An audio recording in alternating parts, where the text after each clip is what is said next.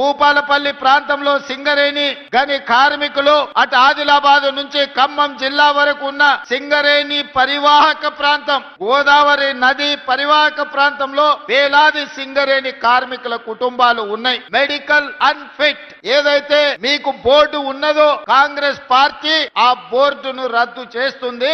భవిష్యత్తులో సింగరేణి కార్మికులకు వాళ్ళ వారసత్వ ఉద్యోగాలు గాని మెడికల్ బోర్డు ఇచ్చే అన్ఫిట్ సర్టిఫికెట్ తోని వాళ్ళ కుటుంబ సభ్యులకు వచ్చే ఉపాధి అవకాశాలు పోతాయి. మిమ్మల్ని కాంగ్రెస్ పార్టీ మోసం చేస్తుందని కొంతమంది తప్పుడు ప్రచారం, విషపు ప్రచారం చేస్తున్నారు. అసలు ఈ ఆలోచన ఎక్కడి నుంచి వచ్చిందో, ఈ అవసరం ఎవరికి ఉన్నదో నాకైతే అర్థం కాలేదు. అందుకే మిత్రులు జనక్ ప్రసాద్ గారికి, పెద్దలు దుద్దిల్ల శ్రీధర్ బాబు గారికి నేను విజ్ఞప్తి చేస్తున్నా. ఎవరైనా ఇట్లాంటి తప్పుడు ప్రచారాలు చేసి మెడికల్ బోర్డు విషయంలో విషము చిమ్ముతే వాళ్ళను అందరినీ మోకాళ్ళ మీద కూర్చోబెట్టి 4 ఈపుల మీదంగా దెబ్బలేయండి.